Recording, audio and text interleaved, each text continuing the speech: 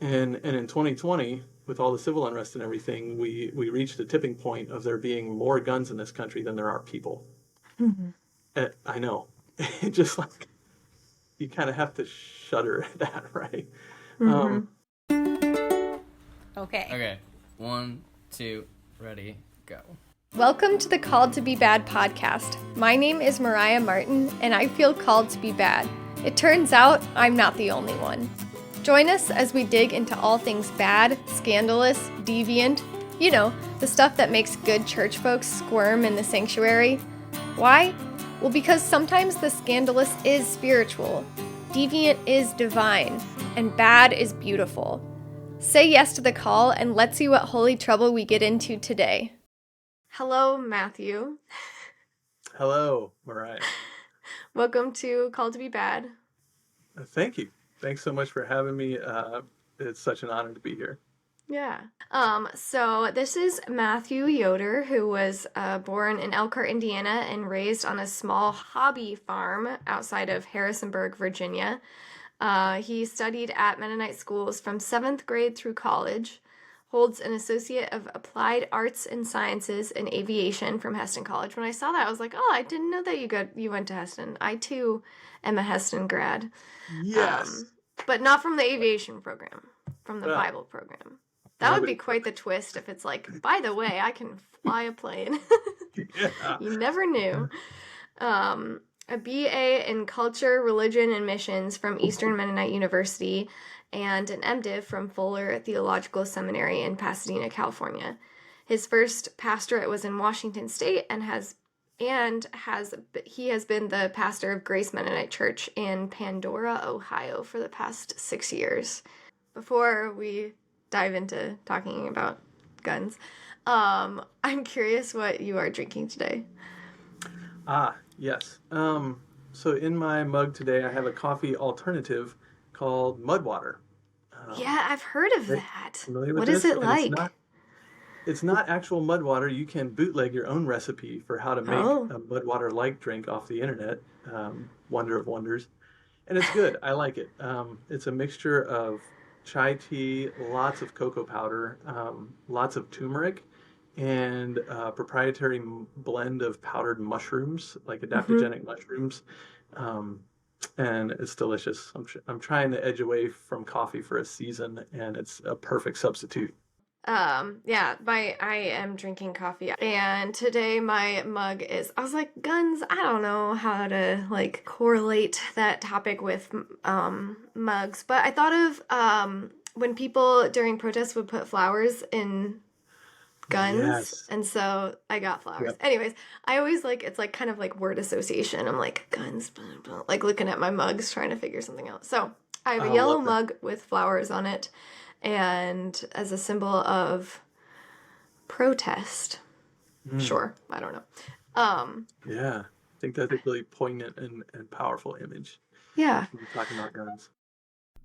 Hello, beloved baddies. A quick break to tell you that this episode is sponsored by the Center for Art, Humor, and Soul, a nonprofit that supports and amplifies the voices of edgewalkers through art that catalyzes change, laughter that brings us together, and soul awakening to the creative spark within us. The support from the Center for Art, Humor, and Soul has meant the world to this podcast. So I highly encourage you to check out their website, arthumorandsoul.com, to see their other featured artists and projects. If you want to support the podcast, you can check out our Patreon or get in touch. Now I'll let you get back to this episode of Called to Be Bad. Okay, and so, we always start with definitions to develop shared language for our conversation. So what do you mean by guns? Because there's a very big variety. And the purpose of guns can vary widely, other than they're for killing. Yeah, I mean, let's start there, right? Yeah. Because like you said, the world of guns is actually a large and diverse world. And yeah. I want to lay some of that out today, just for your listeners, and who a lot of whom are probably my people too. But yeah, a gun, for our purposes today, I just want to start out with the broadest definition. and I would say anything that uses well, for today, let's limit it to anything that uses fire, explosion, to propel a projectile through the air at a high speed. So cannonballs also are... Cannons, cannonballs, muzzle loaders, primitive firearms.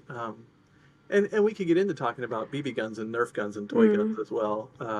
I think that is appropriately part of the bigger picture.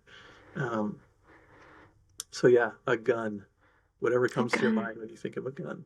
Okay, so that's what we're talking. We're talking about guns in general. And as far as the purpose of guns, I mean, I think you hit it on the head. There is an excellent podcast called Living Myth, where the guy deals with mythologies from all times and places around the world, and he talks about the invention of gunpowder. Kind of the mythology around how gunpowder was discovered is that a bunch of monks were trying to synthesize an elixir for life using alchemy, and inadvertently, in their quest for an elixir of life, they stumbled upon what has become gunpowder, and from the advent of gunpowder, eventually came the human understanding, people figuring out how to put this stuff in a confined space and tamp it down with a hard object, so that when it ignited, it would propel the hard object in a focused direction at a high speed, and the gun was born, which is an instrument of death. And we can talk about all the various ways that tool can be employed that way. But at the end of the day, we're talking about a tool whose purpose, like a hammer's purpose is to drive a nail to build a house. A gun's purpose is to kill something, or someone. Or at least harm, maim, injure. And actually, another definition I thought of as I was kind of reflecting on this conversation coming up was, in a lot of contexts, a gun is the purpose of a gun is to stop a fight. But you're right. It could be broadened out to kill, maim, injure, or at the very least, break contact. Yeah, deter something from approaching, stop them. Yeah. And so there are actually laws against brandishing a firearm in public if you don't end up using it. So if you use it, it's fine. But if you don't use it and you're just waving it around, that's like... If you end up using it, depending on the circumstances, if it can be proved in a court of law that you were using it for personal protection, and we get into castle doctrine and all that mess, you're fine. But if you just pull out a gun in public and you're not intending to use it, then you can get charged with all kinds of crimes. This might be more fitting for later on in our conversation, but I was just thinking about how I, as an animal lover, I've never been interested in hunting, or like for sport or meat or anything. I also don't really eat much meat. But I was thinking about, so this came up because you were saying the legality around guns. And so it is technically illegal to harm or attempt to harm hawks or eagles or falcons. I think just like that. What's the word? Raptors. Yeah. I think buzzards are included in that. A couple other animals. I don't know. Yeah. Are you saying they are included in that? Vultures. Yeah, you can't kill vultures on purpose. Okay. So, and I know this because there is a hawk that has swooped down to attack my chickens. And so I'm like, yeah, I'm not going to kill animals. But I was like, what if I had like a slingshot, that I could deter the hawk? But it's illegal. I can't do that. I mean, or like I could suffer. I could get in trouble for trying to do that. I'm like, what about a squirt gun? Like, I don't want to harm the hawk. It's doing what nature told it to do. Exactly. But I am very attached to my chickens and don't want them to be carried away by a hawk. Anyways. I'd like to offer a suggestion, but also kind of move into that scenario a little bit. Okay. So I found we once had a laundry line that was outside, and we'd hang up our laundry, but it was under a tree, and there were protected species of birds that like to roost in that tree and poop on our clean laundry. And by happenstance, I had an airsoft gun. Are you familiar with airsoft? Yeah. They shoot like these plastic little BBs at very low velocities, and so harmless to the bird. But a couple of times I would go out and just shoot at these birds with this airsoft gun, and it only took a few times, and they stopped roosting right over top of our laundry line. Yeah. It's like they figured out I was going to come and harass them. They're like, it's not worth it. Yeah. And it just wasn't worth it to them. What I really want to do is I really want to befriend the crows around Goshen. I want to befriend all the crows, because if crows like you, and if they determine they have really good face recognition and will tell other crows, I'm obsessed with crows. Crows are so cool. They will tell other crows about you and say hey, this human's a good one. And if they like you, and if you bring them food, they sometimes will bring you gifts, and they will chase away hawks from your yard if they like you. There you go. So, non-violent alternatives. Peaceful Befriend the crows. Handled through building relationships. Yeah. Right? Yeah. That's what it all comes that's down to. on theme. But yeah, I want to hear, how did guns become a topic of interest from you? What is your experience with guns? How has your relationship with guns shifted? That kind of thing. That was 5 questions, so we can start. We can start with, I'll start with my story. I also want to contrast it a little bit with part of my wife's story. Okay. Just to kind of, it'll become apparent. So my story is I grew up on a small little 5-acre hobby farm, Shenandoah Valley in Virginia, and my dad grew up on a farm, and there were just, when you're a farmer, there's usually a gun around somewhere. Mm-hmm. For the kinds of reasons that you talked about, white immigrant European farmers in this area have not known, I feel like, about things like building relationships with crows in order to protect your chickens from hawks. Yeah. That's something that maybe the First Nations could have taught us about, that kind of knowledge. But most farmers brought guns with them in the settling, the colonializing of this country and westward expansion as a tool for protecting crops and livestock from predators. And so my dad, they always had guns around growing up, and so I always had guns around growing up. And I remember my first kind of interest actually was with archery. My first weapon of minute destruction was a bow and arrow. I started out with archery, but my first gun was a BB gun. Okay. And I just remember spending a lot of time in the summers digging soup cans out of our family recycle bin out of the basement of our house and lining them up on the fence posts and shooting them with my BB gun. I remember doing experiments like taking a full sealed pop can, a pop can full of water, a pop can full of sand, and an empty pop can, and doing a ballistic test on it to see what would happen if I shot each can.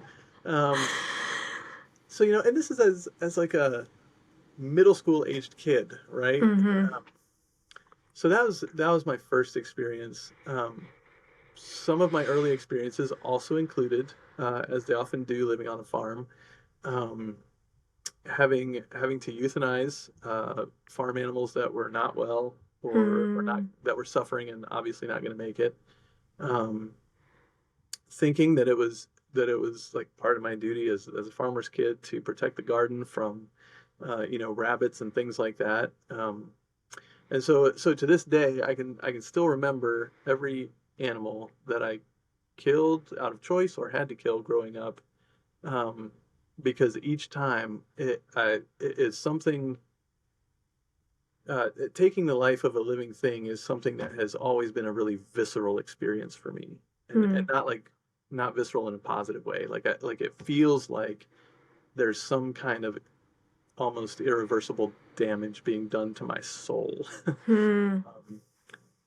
And so that's why I think it's so important to talk about and think about death and mortality as part of this conversation when we're talking about tools that are designed to kill. So that's been part of my experience. I have always really loved and enjoyed kind of the sport and the science and the mechanics of what guns are, what they do. But when it comes to killing, something I know about myself is that it's always a hard, sad, sometimes borderline traumatic experience for me. Yeah. I mean, like you, I've always been an animal lover. I love animals. Part of my recent foray into hunting is trying to come to terms with the cost of my existence. For me to exist, I have to eat, which means something, plant or animal, has to die. And so I've started to try to think about that in almost a Eucharistic way, like my life is going to cost the cosmos something. Nevertheless, the cosmos, against all odds, has produced me. So how can I make the cost of my existence worth it? Does that make sense? Like how can I take responsibility for what it costs the universe for me to exist, and try to give back more than I'm taking. And for me, part of that is developing a relationship, a much more intimate relationship with my food. If I'm going to eat meat, then I feel like I should be intimately acquainted with what that costs. If I'm going to eat a plant, I should think about the fact that this plant was living. Now it's dead because I'm going to eat it and live. So there's this interplay of death and life. All of that going back to I had a mixed experience, to be honest, with guns from early on. I enjoyed them. I've always had fun with them, but the death component has always been problematic for me. Yeah. Is it okay if I share a little bit my relationship with guns in partnership I would love too? to hear your story. Okay. Yeah. So I believe I've only shot a gun one time. And it was actually when I attended Heston. I was interested in this young man and went to his family farm, and he showed me how to shoot a gun. And I remember, there's definitely this feeling of adrenaline and like power and control. Excuse me. And yeah, there's definitely like a thrill to being in charge of this machine, this weapon. And it's funny because my dad will say he loves the story of when the first time I used a weed whacker, which was like the first time I think I was in charge of some sort of powerful machine, and how like excited I was. I was like, oh, like, I don't know. And so it's just like a similar, it's like, it's also like the feeling I get when I drive a really big truck. I'm like, no wonder I see these like, well, anyways, I don't need to be rude. But there is this flood of power that comes with controlling a powerful machine. And I think it's a similar thing to like guns, weed whackers maybe, or like big trucks, or, driving a car. And so my dad would be he grew up on a hobby farm, and he owns guns, as a former Mennonite pastor.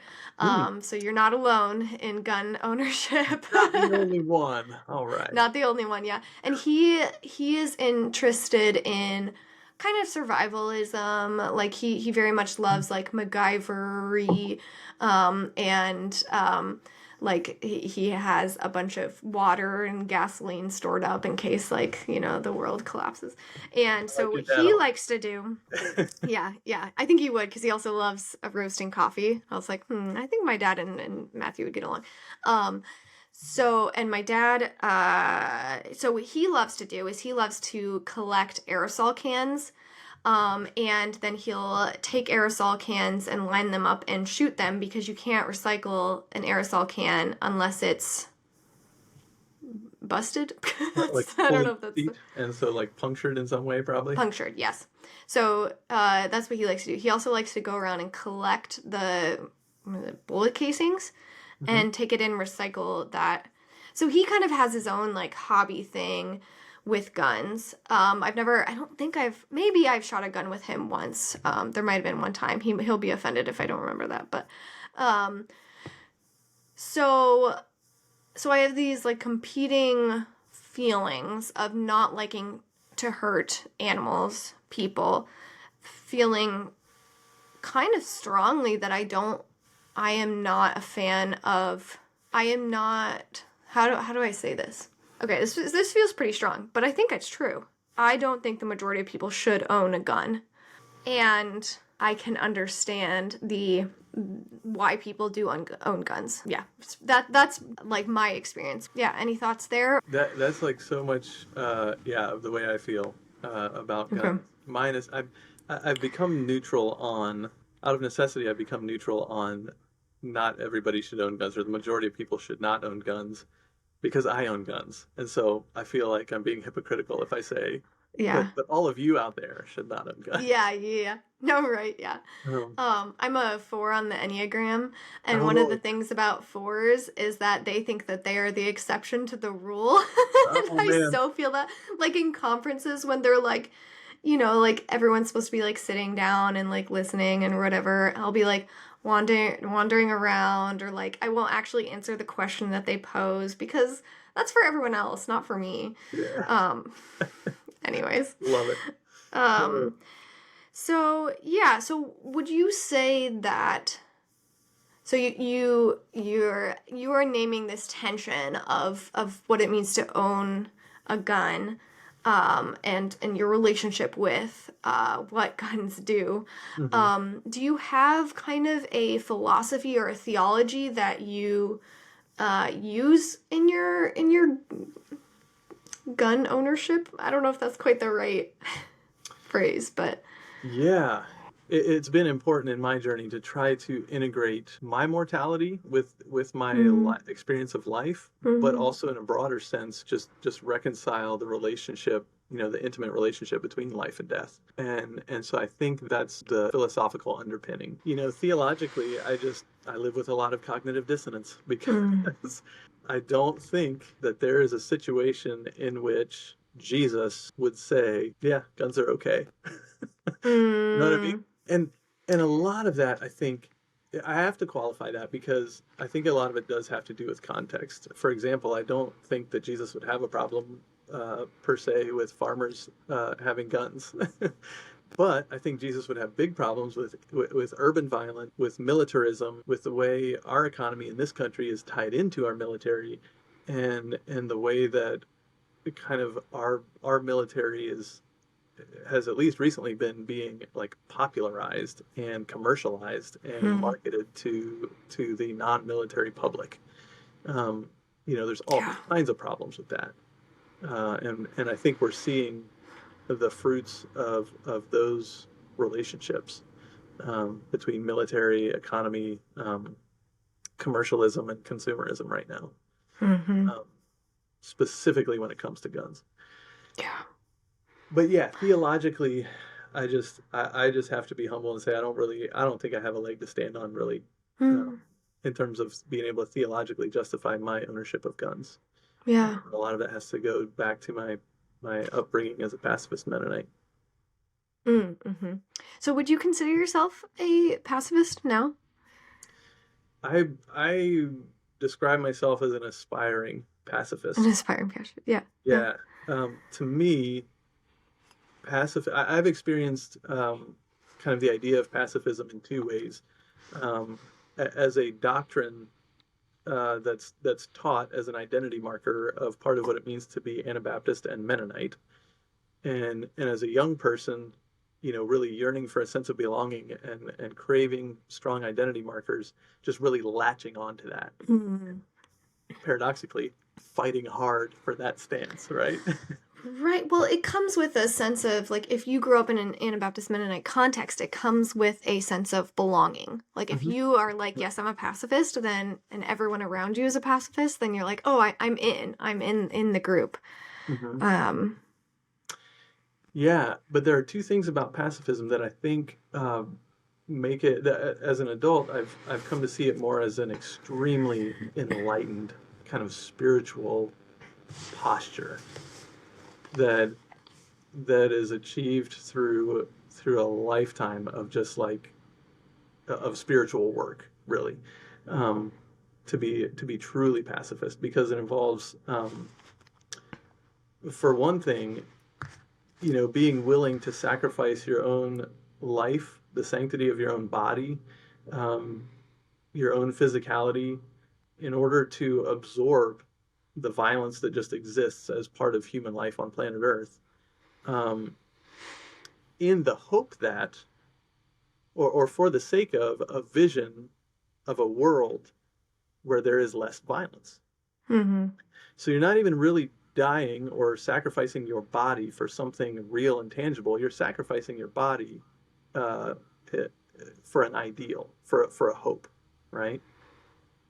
So if I'm hearing you correctly, you like pacifism makes sense to you from kind of an ideological standpoint, less than a practical one.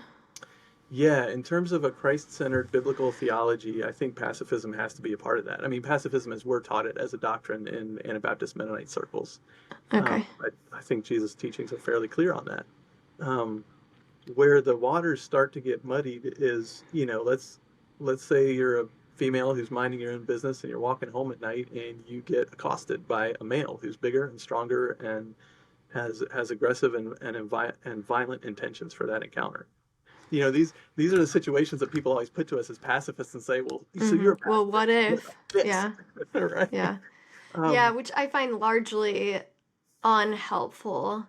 Right. But I do think it does help point out, like, you can have a stance as a pacifist, and are you in the privileged position where you are not often in situations where you encounter violence?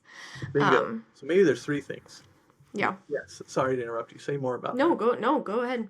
That was it. That's all I wanted to say.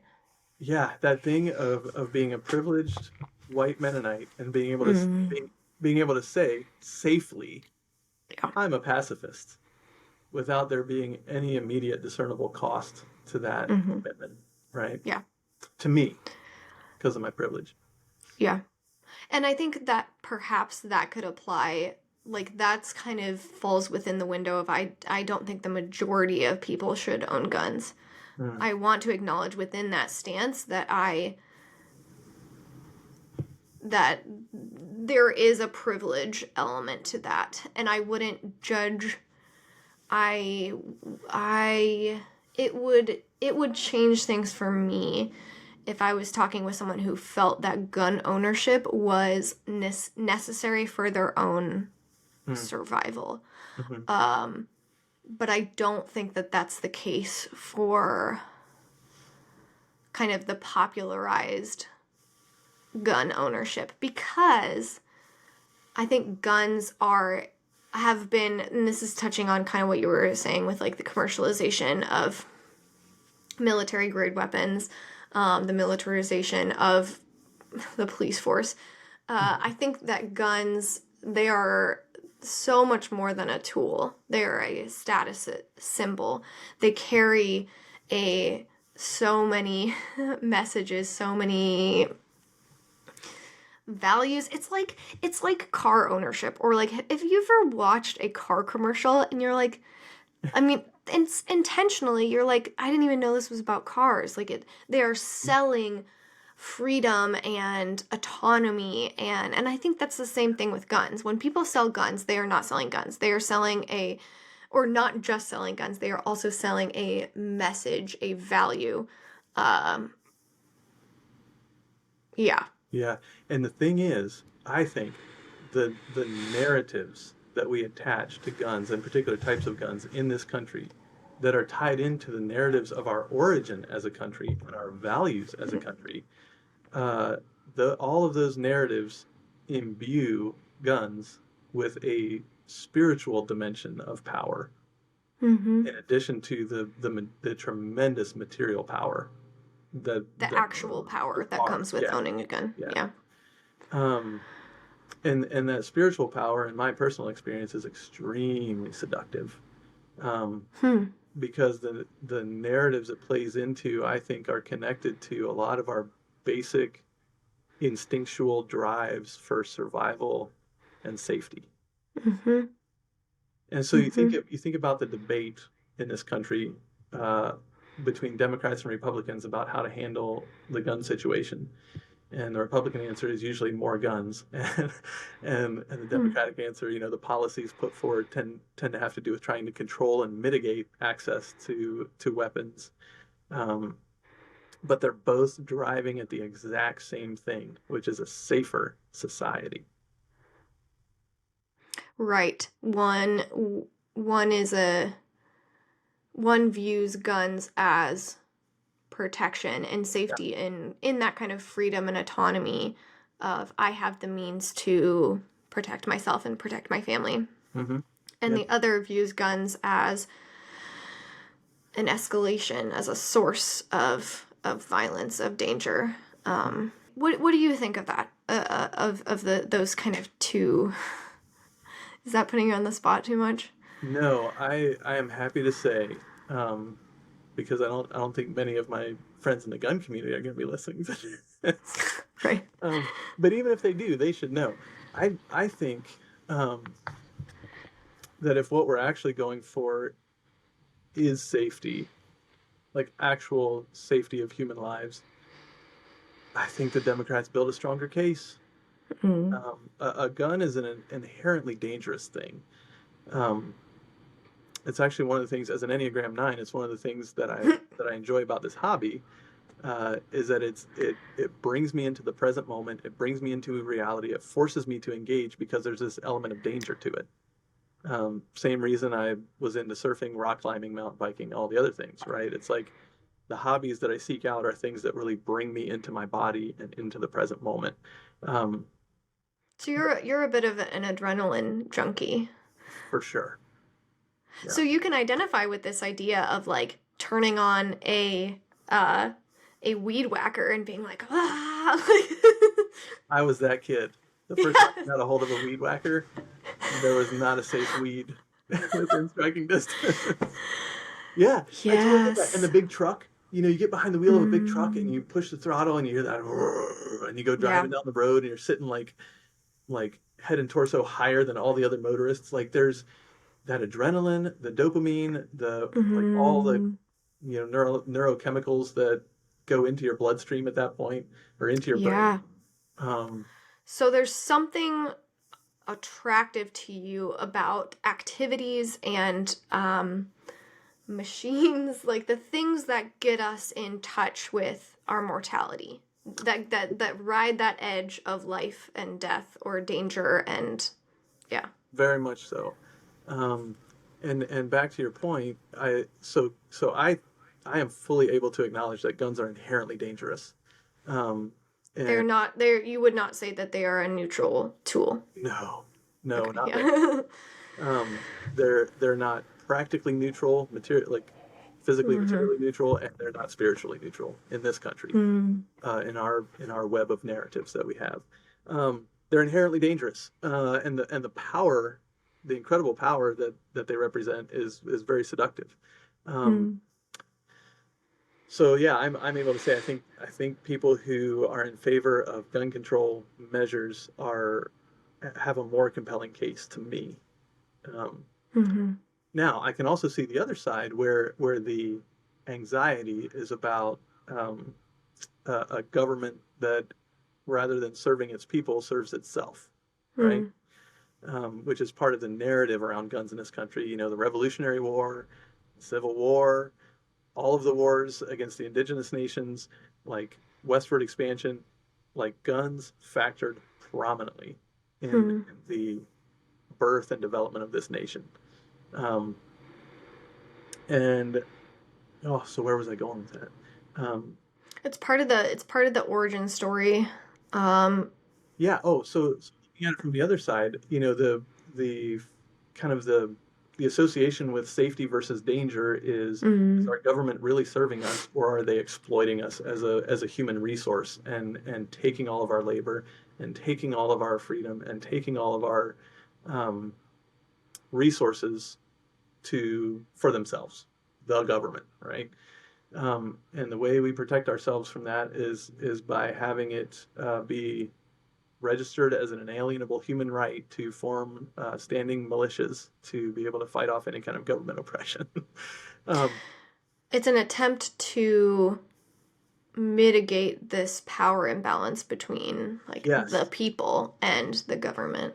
To mitigate a power imbalance, which when you look at what a gun is, it's a force multiplier. In a conflict, in the context of a conflict, it's a force multiplier. Even in the context of hunting, it's a force multiplier.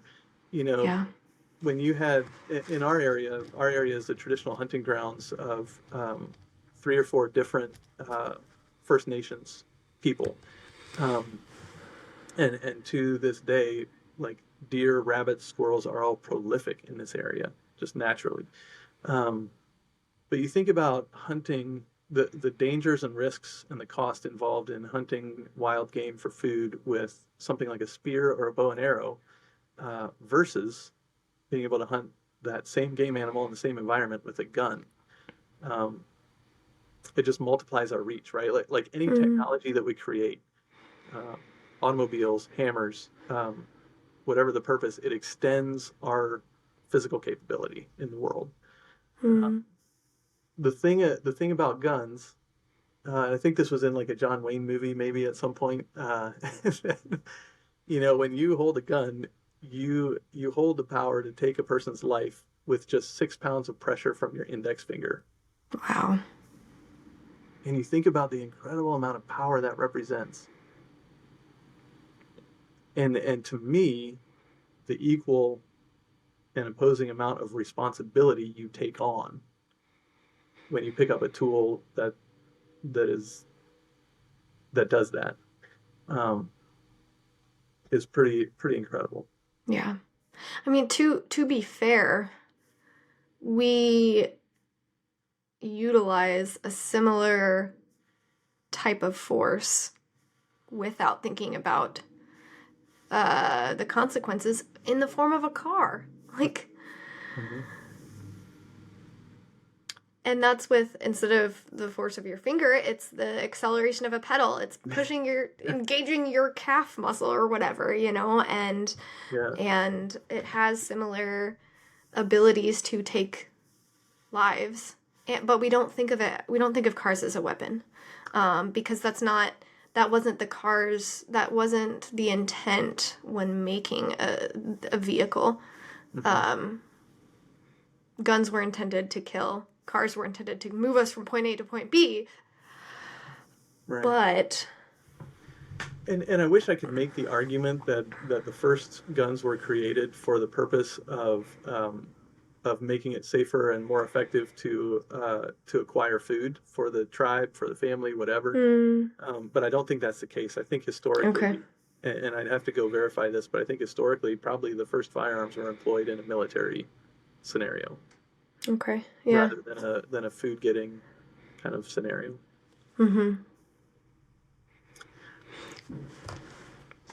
So again, around to what is a gun, and is a tool that's designed specifically to maim and kill bad. Right. That's literally what I was just going to ask you. So do you think guns are inherently bad, as in if we are defining bad as intended for harm? Yeah. But then you could be like, okay, how do you define harm? It's tricky. So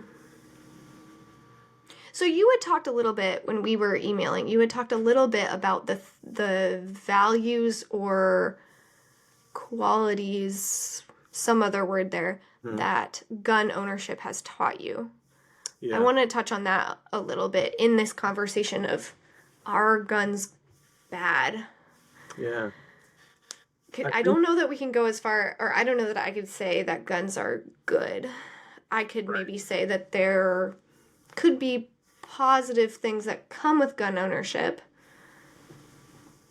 But I want to hear your thoughts. And honestly, I think that's probably the best we can do. Yeah.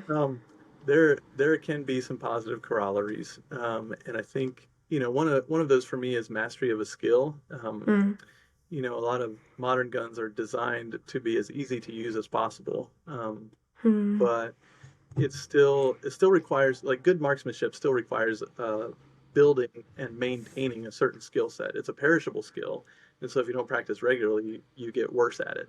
And so for me, kind of dedication to a skill, to a craft, to developing something is important. One of my growth edges is starting something and then not following through. And so me, right? Yeah. And so there's that element of it, things like sticking with something, following through, honing a skill, but also just responsibility. Like, I think constantly about the fact that in my neighborhood, in my context of privilege where I live, my household would probably be safer without any guns in it. Maybe not everybody can say that. For some people, maybe the scale of safety does tilt towards home invasion by violent people is likely. And so maybe it does add an element of safety and security. For me, that's not the case. So I'm taking on an element of risk and danger, not just for myself, but for my whole family, our household. And there's a tremendous amount of responsibility that goes with that. And that has kind of helped me to see how important it is to take responsibility for my whole self, my whole life. Myself as a pastor, the decisions I make, my presence as a leader, as a minister, but also as a father, husband, just everything. And yeah. Have you taught, you said you're a father, do you have kids? Yeah, 3. You have 3 kids? Have you taught your kids how to use a gun? Yes. And actually this goes way back to my youngest sister. There's like a 7-year spread between us, I think, 7 or 8 year spread. And so when I was running around our farm with my BB gun all those summers, she was tagging along because she wanted to hang out together. And I ended up teaching her how to shoot my BB gun, but I taught her all the appropriate safety precautions that go along with that, and just really drilled that with her. And she took it seriously, and it was fine and safe. And to this day, she remembers that. Almost like a bonding experience. Bonding experience we had, right? Yeah. So I had that same bonding experience with my kids. In a way, I think in some situations we give kids way too much access to too much technology these days, but in another sense, we don't give them near enough credit for being able to be responsible and conscious. So I've taken my kids to the outdoor shooting range where I sometimes go to practice, and have walked them through how everything works, all of the safety precautions, and have done that myself. Like, I take firearms very seriously because I on any given day, I don't want to die that day. So fair. So I'm very, very big on practicing safety. And so I've taught them that as well. Yeah. Now, I will say, I'll interject this at this moment, in the world we live in now, where mass shootings happen as often as they do, I would love to not have to think about that, but I do. I think about it all the time. Anytime I go to a movie theater, the grocery store, the elementary school that's just up the road from my house, when the kids getting on and off the bus, I think about it all the time. And so I've started to teach my kids, hopefully in age appropriate and loving ways, what to do in those kind of situations. If you ever see a gun that doesn't belong to you or anybody just laying around, don't touch it. Go tell somebody. Go tell an adult or somebody in authority immediately, and get to a safe place. And there's a part of me that really grieves and laments continuously that this is the world that we are currently living in. Right, that you even have to have that conversation is For sure. That's I don't know. That doesn't feel okay. That we have to teach our kids to how to hide under desks and how to. Yeah. That's where I think become a bit more of my passion or anger at guns as mass killing machines comes out. Mm-hmm.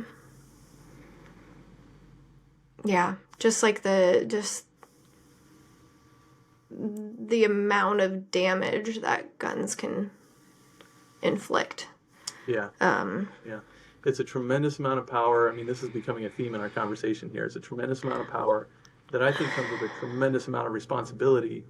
But our public kind of dialogue all seems to center around how these things represent freedom. Yeah. But nobody's talking about the responsibility side of it.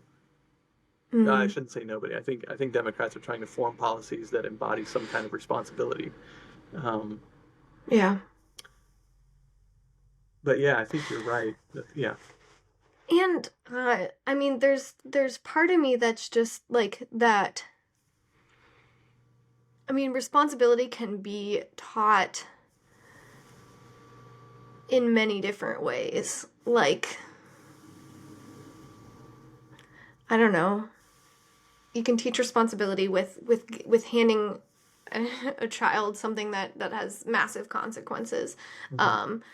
And there can be like less dangerous. Like, I learned responsibility various ways growing up. I learned responsibility handling like tools, hammer, and I learned responsibility through raising animals, learning, how fragile and how gentle you have to be with animals. I guess the consequence there is if I didn't learn that responsibility, I would put that animal in danger, which feels a little bit different than putting people in danger of getting shot. Mm-hmm. I don't know. Is that unfair? I don't know what to do with that thought process. Yeah, I mean, I think we can try to make comparisons, but really, there is a qualitative difference. I think what you're getting at is like there would be other ways to learn these values. Responsibility, yeah. That would not have people coming into contact with firearms regularly. Yeah. Yeah. Yeah, and I can't really argue that. It a little bit reminds me of when my dad was teaching me how to drive. We would go up on, I grew up in Colorado, and we'd go up into the mountains, and he would, we'd be away from other cars, and he would intentionally have me lose control of the car. Whoa. So I would learn how to regain control. So he would put me in this situation of controlled danger. So I would learn how to react when I was not in control. I don't know if that. Yeah. Yeah, well, and you keep coming back to cars. I think that might be the closest analog, to guns. Maybe that's why I keep coming back to it, yeah. Two things that Americans love. Right. Cars and guns. And they are equally, devastating in a lot of ways, the power that they contain. Yeah. Yeah, I mean, it really does keep coming back to power and what we do with that power. And yeah. And now, and so one of my questions with that is, what's the more responsible thing to do with power, to try to handle it responsibly, or to abdicate? Let's say I'm going to step out of that conversation. I'm going to step away from that. Yeah. You and I, as white Mennonite Americans, have the luxury of opting out in conversation about guns. I don't have to own a gun. I don't need to own a gun. I can opt out of that and join the side of the conversation that is trying to mitigate all the problems that guns are causing in this country right now. But I think what that fails to acknowledge is that guns are so deeply embedded in our culture, and have become so prolific that they're not really going anywhere anytime soon. And so what do we do with that? Yeah. And here's kind of where I'm going. This maybe takes a left turn from where we were, but and it may be at one point it might have been true that cars killed more people than guns. I don't think we can say that in America anymore. It's probably still true in most of the rest of the world, but I don't know if it's still true in our country. Okay, so guns were instrumental kind of in the founding of this country. They're instrumental in westward expansion, driving out the First Nations, really getting rid of a lot of the indigenous animal life. The buffalo were almost wiped out. Buffalo, the Central Plains, because of guns. Just horrendous death and destruction. But it's kind of become a little bit of an icon of what it means to be an American, and it's now been kind of pipelined into our economic system and political system in the following way.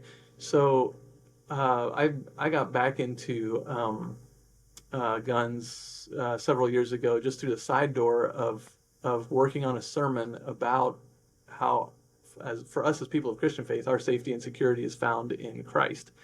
And I was comparing and contrasting that to a prepper's sense of safety and security, where they get their safety and security from. And then from kind of studying the prepper mentality and subculture, kind of entered the side door into gun culture, because there's some overlap there, significant overlap. And so I've been tracking with this since, for sure, since like the middle of the Obama presidency. And what I saw during the Obama administration was that firearms, there was active trade in firearms. Firearms were being produced. There was kind of an unprecedented level of research and development and proliferation of different types and styles and brands, and everything else we do with commercialized consumerism in America. We just make tons of it, and then we compete to see who can make the best one, which means there's always this cutting edge of innovation happening. And that was part of the firearms industry right up until Trump was elected. And now we have a Republican in the Oval Office, and there's been all this innovation and generation of supply, and demand just tanked. And so now, interesting. Every gun shop where I lived at the time, they have this vast surplus of this like competitive race of who can create like the best firearms in any kind of class. Handguns, meaning revolvers and pistols, shotguns, rifles, all of it. And the demand has gone because now we have one of our guys in the Oval Office, or a different kind of guy. And so prices tanked, right? And FFLs, federally licensed firearm dealers, were like giving this stuff away, right? Their profit margins, a lot of them didn't even make it business-wise because their profit margins got so slim, but for gun buyers, it was the golden age of like amassing firearm collections because everything was dirt cheap, and there was a lot. Fast forward to the end of the Trump presidency and COVID and 2020 and all of that, and you can imagine the impact in our culture, in our society, and all that we have wrapped around what guns are and what they mean.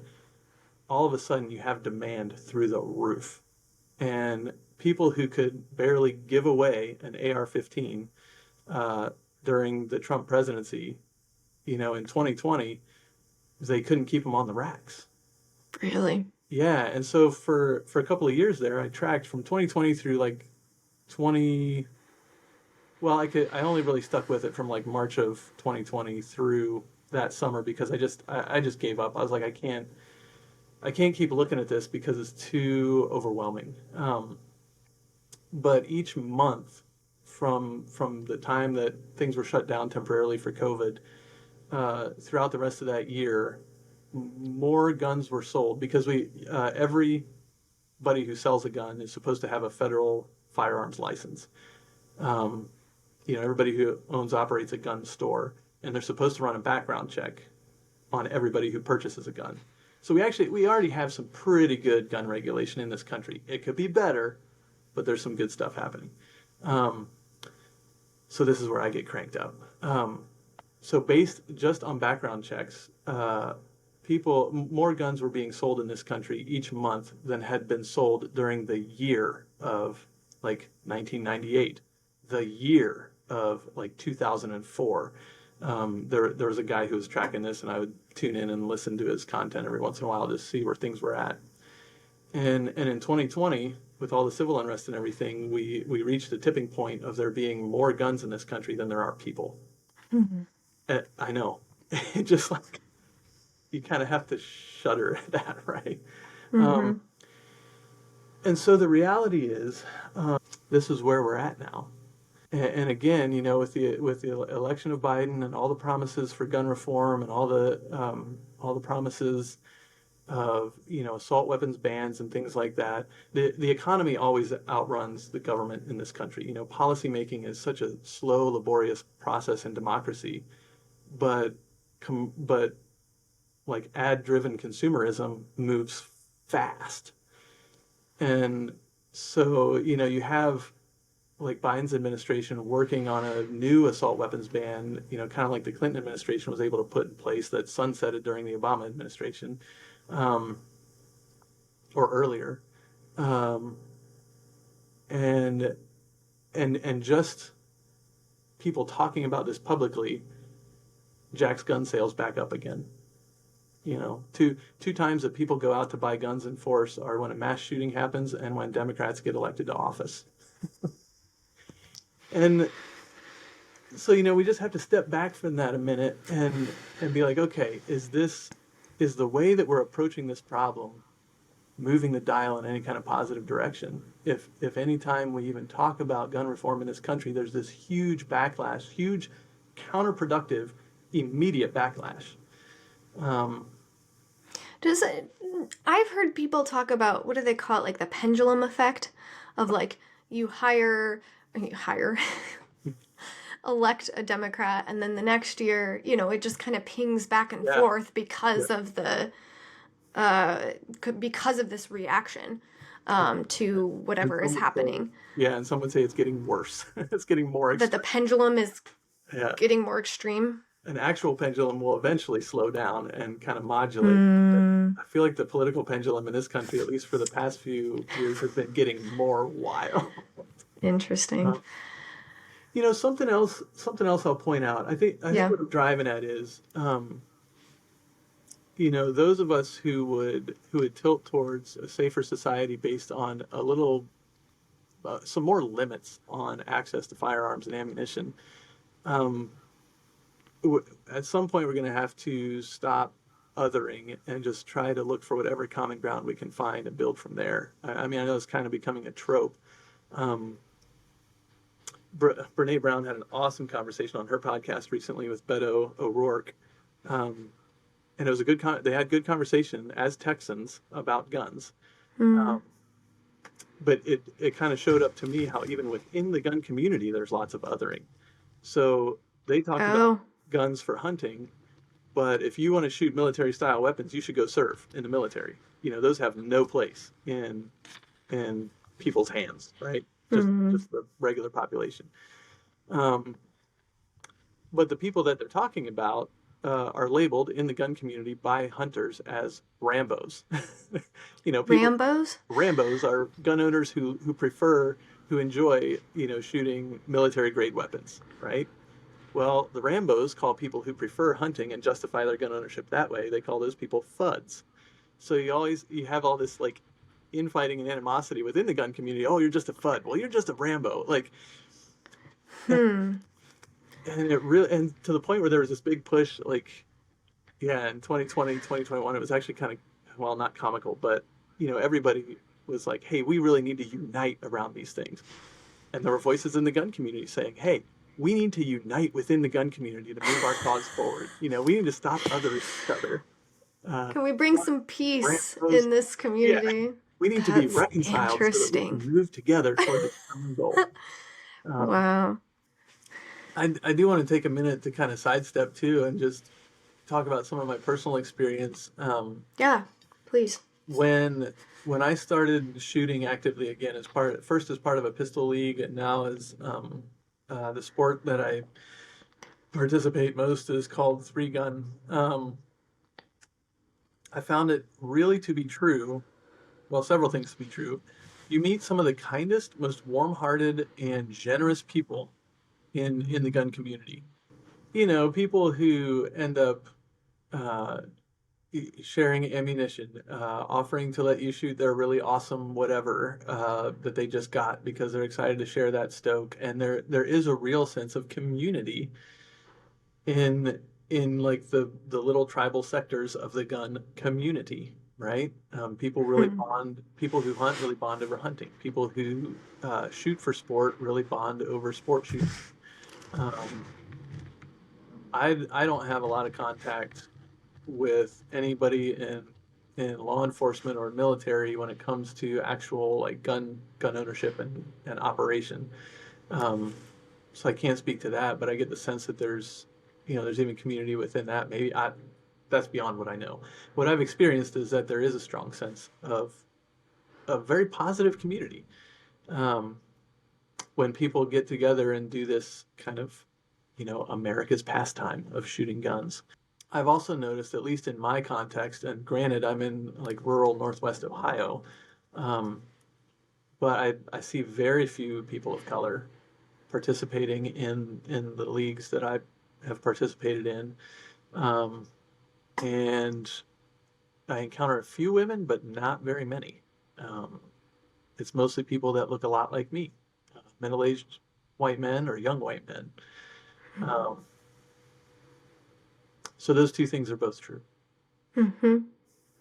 So just like naming honestly, within gun ownership, there is an element of fun, of sport. And yeah, I don't know. And there's racial, the racial issues that our whole country is dealing with transfer straight into the gun community. The Right. gender issues that the whole country is dealing with transfer straight into the gun community. The class issues that the rest of the country is dealing with, and most of the rest of the world right now, transfer straight into the gun community.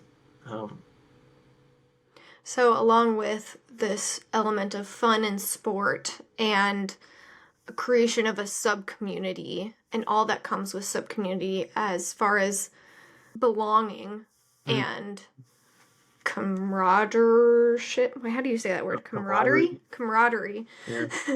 and it's almost like a microcosm of, it's not exempt from the broader issues that are, like, if you look at it from like a sub-community standpoint, it's not exempt from the broader issues in our nation. By no means, yeah. Like, even removing like the gun element, like if you just look at it as a sub-community, there is still, There's still all of that there.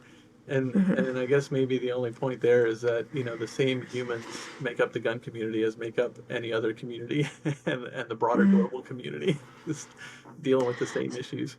Yeah. A lot of I was gonna say, like, there's a lot of stuff happening up here. That sounded really intelligent. It's a lot to chew on, I know. Yeah. Would you have one clear takeaway or vision, or if one thing that you could say, yes, this would help the gun problem in our nation? Do you have any ideas there? I do, actually. I've given that a lot of thought. Okay. I think the temptation is to try to tackle it with policy, or has been. And I think that's clearly counterproductive. I would be in favor of almost every policy that Democrats have put forward in terms of gun control. I'll just go on record as saying that. I identify as a very liberal gun enthusiast. So, that doesn't leave me a lot of place to stand. But maybe I'm kind of sauntering over there to four just a little bit on that one. Yeah. It's tempting to tackle it with policy. That historically now has been hugely counterproductive. some of the policies that have been put in place over the years have kind of tried to tackle the financial or the economic side of it. So financial disincentives to selling and owning guns, or making it financially restrictive or prohibitive. But all that really does is that now all the really wealthy people own all the cool equipment, and all the less people don't have access to the same firepower, essentially. And there's always loopholes, right? Like I said, the economy is always running ahead of policy in a democracy that has a free market economy. So so people have consistently found loopholes to policies that provide economic disincentives to try to cull it that way. So I don't think economic is going to help in the current environment. My temptation would be to put social pressure on, and to encourage Democrats that I know, Democrats in my congregation, anybody, to say, all right, another mass shooting. Let us know, Republicans, when you're ready to come to the table and address this problem. Ball's in your court. We've done everything we can without you. The next mass shooting is on you all. Let us know what you want to do about it. But, that kind of rhetoric is, I think, will probably only ultimately play into the perceived polarization and divide that we're currently dealing with in this country politically. So I think where that leaves us is that ultimately the problem of guns in America is a spiritual problem. And it will have, as a spiritual problem, it'll have a spiritual solution. And the way spirituality has to do with how we make meaning as human beings, right? And as much as we would love to think of ourselves as these highly rational creatures, all of the rational exercises that we love to go through as intellectual human beings are rooted in some compelling story that we were captivated by before we ever started doing rational thought. And so I think the solution to this spiritual problem is to start telling better stories. Okay, so viewing it from a spiritual perspective, you're not saying like only God can solve the gun problem. You're saying spiritual as in like how we make meaning, how we generate stories. And so if we're going to actually tackle the gun problem, we need to look at kind of the origin story and the underlying meanings and stories that come with gun ownership. Yeah. Yeah. Like if guns didn't mean freedom, if guns weren't tied to the founding of this nation, if guns weren't tied to power or masculinity or autonomy, then perhaps we wouldn't have the same sort of misuse of guns. Yes. Yeah. Okay. And I don't think there's any way to untell, the stories of the American Revolution or westward expansion. We could retell the stories of westward expansion in ways that would highlight the damage done, versus rather than glorifying, and do like an honest cost-benefit analysis of the progress made versus the damage done, and raise the question: was that really worth it? What would it look like if white settlers had come into this country and begun to form, as they did in some communities, form mutually beneficial relationships with the First Nations, and kind of, humbly submit to their way of doing things? What if we had a government that was invested in that project? We could make up healing stories, healing mythologies, based on those kind of what ifs that would show us, hey, there's much less violent, damaging, and aggressive ways to be human in the world together. You know what I mean? But you're saying what is not effective. Sorry, do you want to finish your thought? Ahead. Well, but what is not effective, in your opinion, is trying to shove forward policy that then creates a backlash, or othering or demonizing gun ownership and people who own guns. Right. Yeah. Kind of holding a morally superior, like, stance of gun ownership is bad. Because I don't know about you, but I hate being condescended to. It drives me nuts. Honestly, probably my biggest pet peeve is when I feel like people are looking down on me. You think about somebody who has, like, some positive affiliations with gun ownership, like, like I do growing up as a kid and now as an adult, as an incredibly fun sport. And you condescend to them and talk down to them because of that. How's that going to move the ball forward in any way? Yeah. But that's tough because guns and gun ownership is like the easiest thing in the world to other, right? Because it's so essential, dealing with life and death. Exactly. It goes to root things, right? It goes to life and death and power and freedom and safety. Which is interesting. Like, I'm just thinking about this is like, I love exploring those themes, but I explore them in the realm of fantasy, of books and TV shows and all that. I don't take a hands-on approach to exploring those realities. Mm-hmm. But some people do. Yeah. And in that sense, I don't know, this may fall on the editing floor later, but please, go ahead.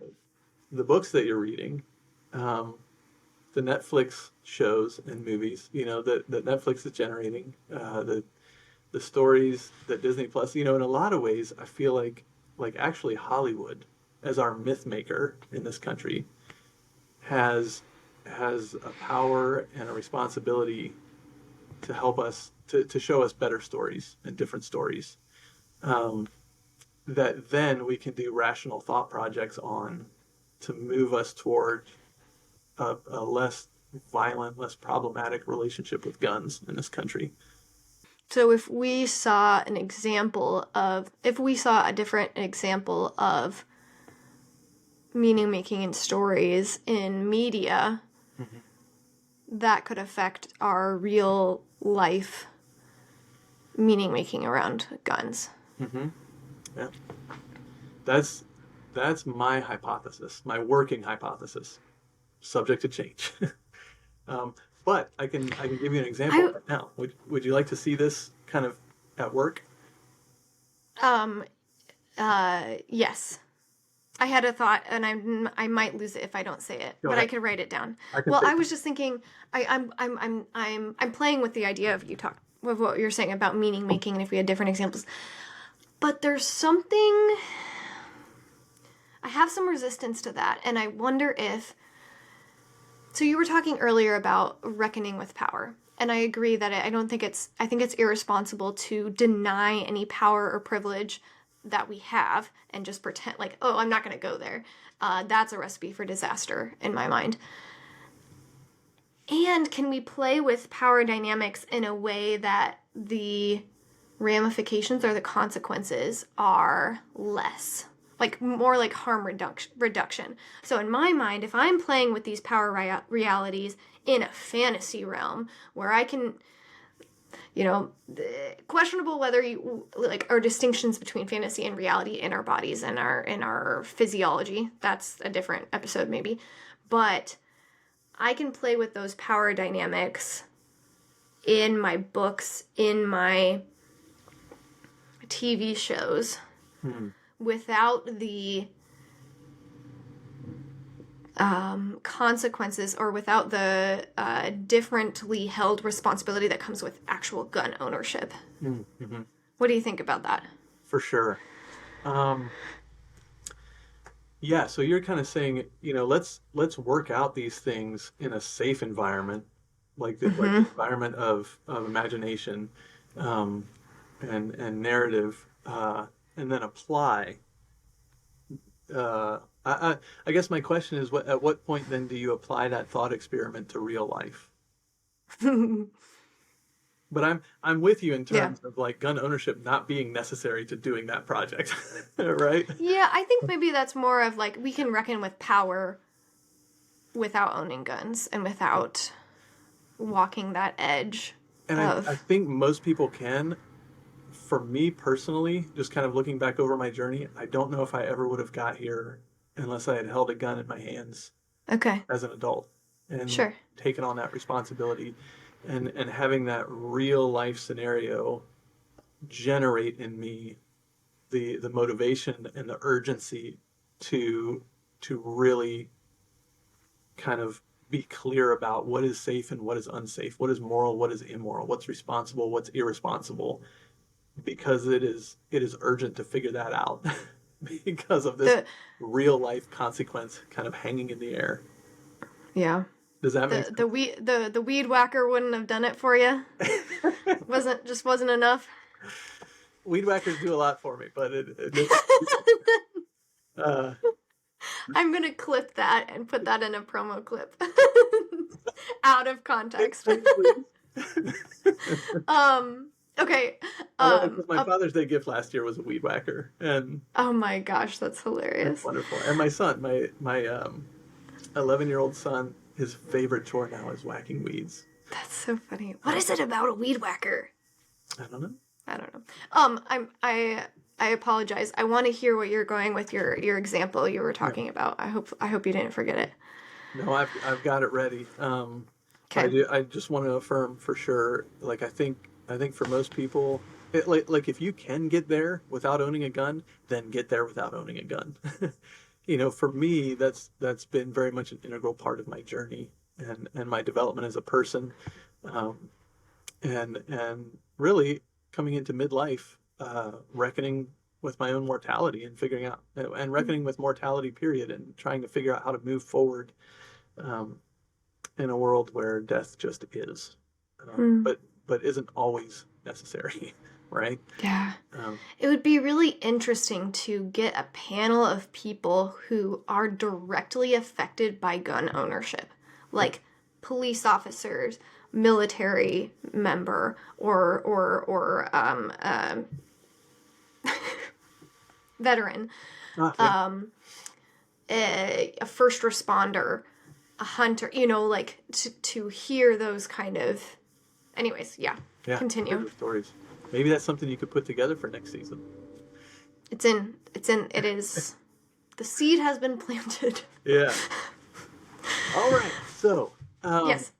An example. So a policy that I would be in favor of is you have to take so many classes or receive so many hours of instruction and demonstrate safety and proficiency in the use of a particular firearm in order to then be licensed to own that firearm and operate. Mm-hmm. And at that point that you hold a license, you are legally liable for anything that happens with that firearm. Mm-hmm. Right? That's a policy I would be mostly in favor of. And I don't know, there's more I could go into that. But for obvious reasons, I mean, it would meet with immediate backlash with, any conservative or Republican gun owner because, then the government is still controlling and mediating your ownership of guns. And the whole point of individuals being able to own guns is to be able to, rise up should the government become an oppressive regime, right? Mm-hmm. So let's back up and start with a story. There's two brothers. One's a farmer and the other one's a shepherd. And they both decide to make sacrifices to their God. And the one brings an animal from their flock to sacrifice to their God, and the other one brings a sheaf of the produce, a sheaf of grain, and let's say like a cluster of grapes from his vineyard to sacrifice to God. And their God prefers one of those sacrifices to the other one. And so the brother whose sacrifice was ignored by God becomes jealous and angry. And he entices his brother out to the field, and when they're out in the field, he picks up a rock and he clubs his brother to death with it.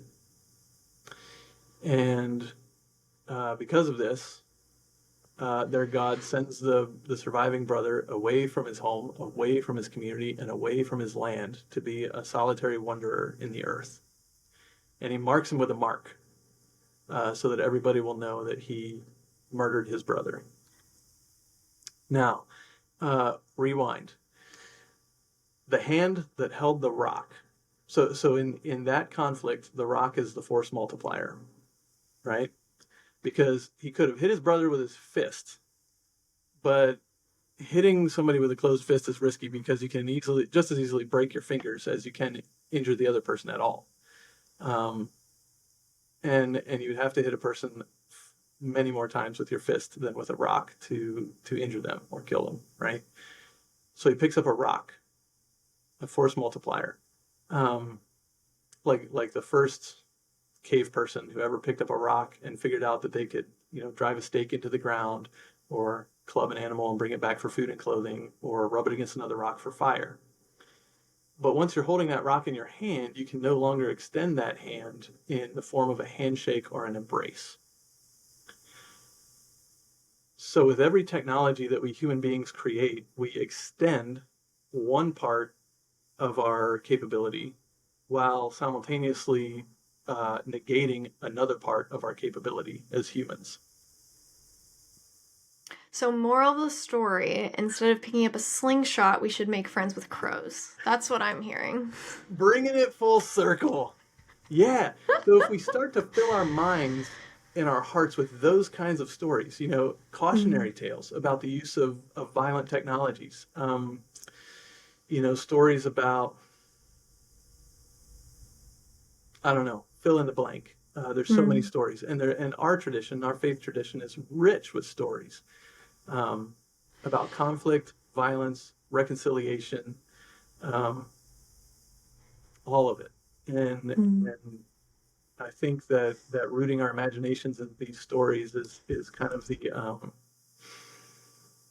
what is it? The I don't want to say vaccine necessarily. I'm looking for a slightly different word. It's the inoculation against narratives of violence and brands of masculinity that spin out in mass destruction. Yeah. So that's my example. And then from that story, once that story takes roots in our hearts and minds and spirits, then we can make policies that bring that story to life in the real world that we live in. But if we try to do policies first without paying any attention to the underlying stories, the underlying mythologies, it's just backlash and backlash and backlash.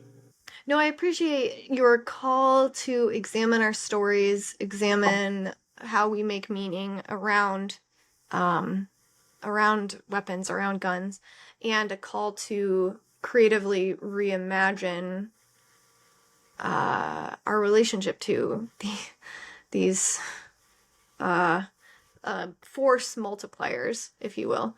Yeah, I like that, because I think anytime we choose to think creatively rather than taking shortcuts, I think that gets us a step closer to, I don't know, if I say a peaceable kingdom, is that too cliche? Is that too cheesy? I love connecting rather than protecting. Connecting or protecting via connecting. So I ask this question of everyone that comes on the podcast, for better or worse. How would you, Matthew, respond if someone said that you were a bad pastor or Mennonite or Christian or whatever identifier cuts closest to home because of your relationship with guns or stance on gun ownership? I mean, I gotta go with my initial kind of gut on this one. I might regret it later, but I think I would just have to say, you know what? No argument there. At least my gun ownership it's unnecessary. It's a little bit frivolous. I do it because it's a lot of fun and I enjoy it as kind of an outdoor sport. But I fully recognize all of the problems connected with guns and gun ownership in this country. And I realize and daily wrestle with the fact that my transaction in the economies of guns and guns ownership in this country is like I'm participating in the problem to some extent with every gun that I buy and sell, every box of ammo that I buy, every trip to the range. And it's something I carry with me and continue to try to reconcile. Mm-hmm. Yeah, I appreciate that you name that kind of cognitive dissonance, and that instead of moving towards defensiveness, you're like, yeah, let's talk about it. Let's get in there and parse out what all is going on here. For sure. Because that's what we have to do if we're going to figure out, reckon with this gun problem. Mm-hmm. Yeah. And, if I was up for a deeper conversation, I might throw out a couple of questions like, well, what's so bad about guns? And, of course, the anticipated answer is death. And so then the question is, well, what's so bad about death? And then death. And then we're doing a 2-hour podcast. So yeah, right. And here we are. Yeah. So do you have any final thoughts or advice or resources to share? I would, a couple of things. You can pick and choose. Sure. One is, if you own a gun, always keep the muzzle pointed in a safe direction. Always treat every firearm the same way you would treat a loaded firearm. Keep your finger off the trigger until you're ready to shoot. Be sure of your target and what's behind it, and do not aim at anything you do not want to totally destroy. To anyone who would want to carry a firearm for personal protection, I would say you'd be much more well advised to avail yourself of resources pertaining to lightweight ballistic armor plates that you can carry around, and also first aid, like stop to bleed first aid knowledge and practice that you can use to help yourself and others in the event of an active shooting, rather than that I think would be way more effective than arming yourself for the reason of protecting yourself against an active shooter situation. Okay, well, thank you for all of that. It's given me a lot to chew on and think about, so I appreciate that. I mean, that's what I wanted with this podcast, is to, I don't know, think hard. Yeah. But it's tradition on the podcast to end with a blessing. So would it be okay if I bless you, Matthew, and all of our baddies out there watching and listening to this episode? Please, I welcome it. Okay. Matthew and all of you beautiful baddies, may you go from this episode ready to engage with all that is difficult, all that creates cognitive dissonance within you. May you reckon with the power that you embody. May you be unafraid to step in those places, those visceral places of what it means to be alive. And may you befriend all the crows. Amen. And go buy a weed whacker. I don't know. Thank you, Mariah. This has been a blessing. It's been a real time. Yeah. Thanks. I appreciate it. That's all for this episode of Called to Be Bad. Keep being your bad, beautiful selves, and I will see you next time.